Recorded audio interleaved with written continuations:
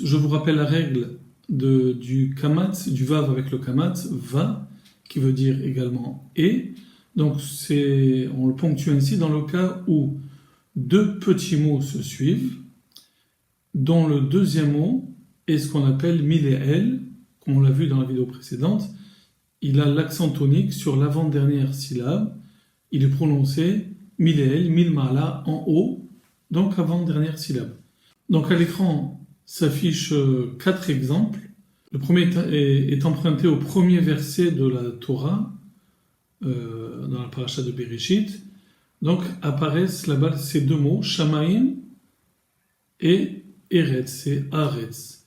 Donc premier mot, Shamaim. Shamaim est un mot qu'on appelle Miléel, qui veut dire le ciel, et on le prononce donc sur l'avant-dernière syllabe. On ne dit pas Shamayim, on dit Shamaim. Pareil pour le mot la terre en hébreu, qui se dit Eretz. Il est ce qu'on appelle Miléel. Eretz ou Aretz, donc sont des mots Miléel. Lorsqu'on veut regrouper ces deux mots, et qu'on veut dire Shamaim, le ciel et la terre, eh bien, suivant la règle qu'on a énoncée précédemment, eh bien, on dira Shamaim va Aretz. Parce que le deuxième mot, Aretz, est ce qu'on appelle Miléel, c'est un petit mot, donc le fait de les associer fait que la voyelle du Vav, Achibour, n'est plus le V, mais le Va, Aretz. Deuxième exemple, Tohu, Vabo. Tohu signifie que l'homme est stupéfait devant ce qu'on peut appeler le vide, le néant. Et Vohu, c'est un mot qui veut dire vide. Le mot Vohu, il est Milael. On ne dit pas Vohu, on dit Vohu.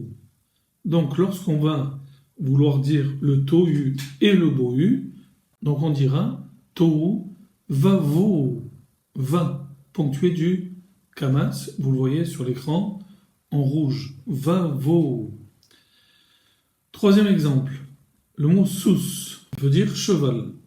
Rechev veut dire un char.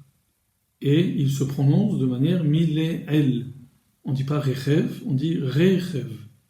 Lorsqu'on veut dire cheval et char, on dira sous va rechev.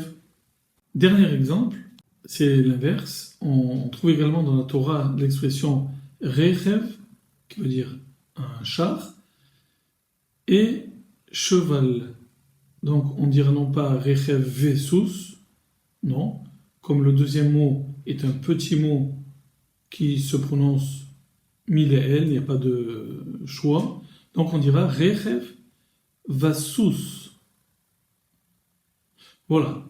Donc je vous dis à bientôt dans une prochaine vidéo pour la suite de ces petits cours sur le vav conjonctif.